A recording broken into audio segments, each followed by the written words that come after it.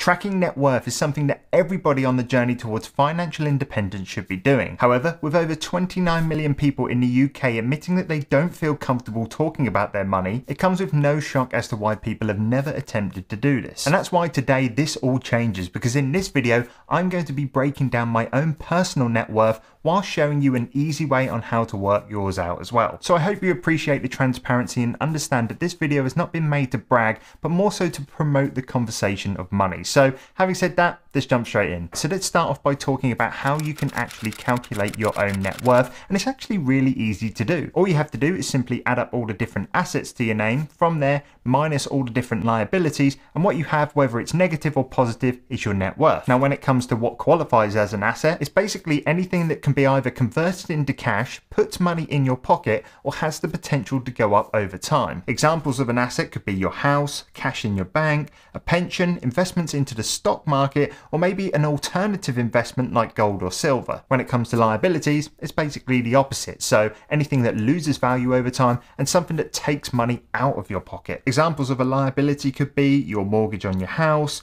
any student loans that you've had from when you've gone to university, a personal loan that you've maybe taken out, or maybe finance on a car payment. And before you ask, no, you cannot put any kids or pets down. They're just simply part of the package. So now that we know how to calculate net worth, let me just break down mine as an example, and let's start off with my assets. First up, the most obvious one, I have some cash in my bank, and basically right now I have £5,658 in my bank account. Next up is my stocks and crypto investment portfolio, which currently sits at the value of £43,528.22. But as you can probably imagine, this is constantly going up and down all the time on a daily basis, and right now it's down about £7,000 because we're experiencing a little bit of a market correction. Next up we have my pension, which is something that I haven't really prioritized in my life so far, and that's down to a couple of reasons. The first one being the jobs that I have worked in the past haven't really had a great pension scheme, and the second one is I work for myself and I've chose purposely not to put my money into a pension,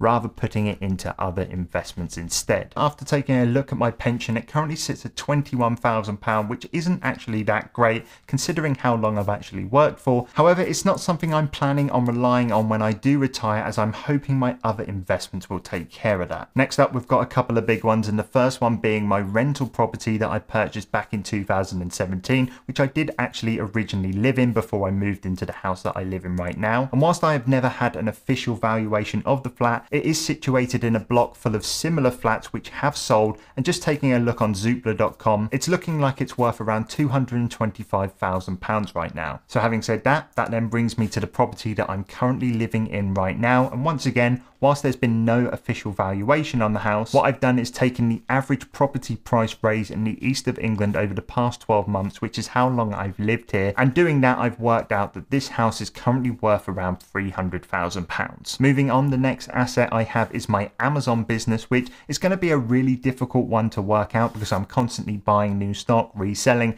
taking money out of it to pay myself. But what I've basically done is taken a look at the cash in my Amazon business and the current stock value, and when you add both of those up together, it comes to £25,558. So they are the common assets that I currently own that you'll probably see or heard of in other network breakdowns. What I want to do now is actually go into a couple of uncommon assets that maybe you have not heard of, maybe you thought might not have been an asset, but actually is an asset. And the first up is in this big white box here, which is my collection of football cards. Now every single one of these I bought with the intention to resell them in the future, so these are a pure investment on my behalf. And I have cards that range from the value of £5 per card all the way up to £200 per card, but when I total all of them up right now, it's currently worth around £1,100. From there, I have another alternative asset, which is a gold chain which was given to me by my dad around 29 years ago now, just after I was born.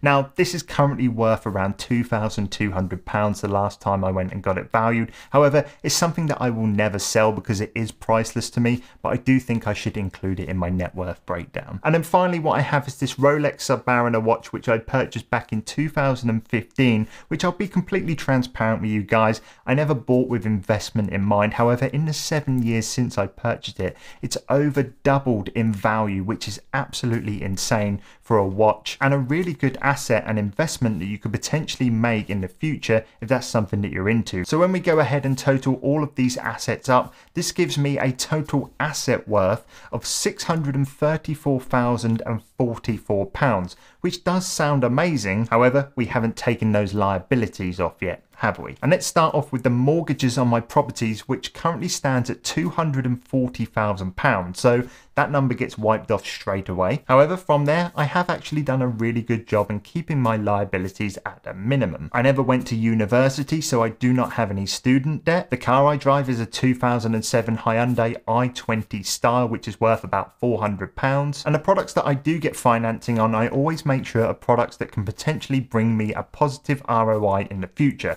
So let's get into them right now. First up, I currently have around £550 to pay off on my iPhone 12 Pro. From there, I have around £700 to pay off on my iPad Pro. And then finally, I financed the lens that I'm actually filming this video with right now, and I have around £200 left to pay on that. So when you go ahead and add all of those up, that brings me a liability total of £241,850. And when you subtract that from my total asset worth, it leaves me with a net worth of £392,194, which from afar may seem amazing, and yes, I am proud, but there are a couple of things I do need to point out about this number. Number one, 80% of this figure is made up of what we call illiquid assets. These are basically assets that I can't just go out tomorrow, sell and get the money for straight away. Of course, I can't just sell my house tomorrow, and this is a 3 to 4 month period and sometimes even longer. And then of course I have my pension, which I legally can't even touch for the next 30 years. And then the second thing is my Amazon business, which I could technically just sell out of and take all of the cash tomorrow.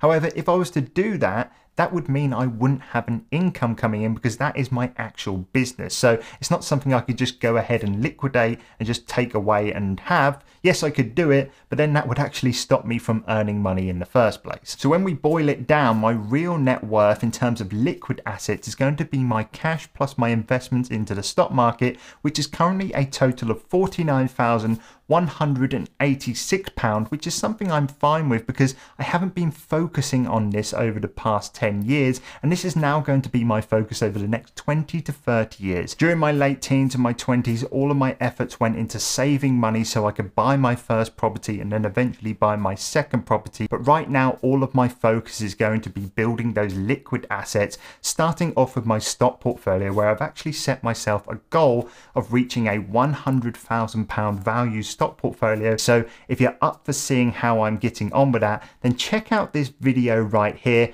and you can see exactly how well things are going. And then finally, I want to give a shout out to my friend Neil over at Neil Invest for actually challenging me to make this video in the first place. I'll leave a link to his net worth video in the comment section down below.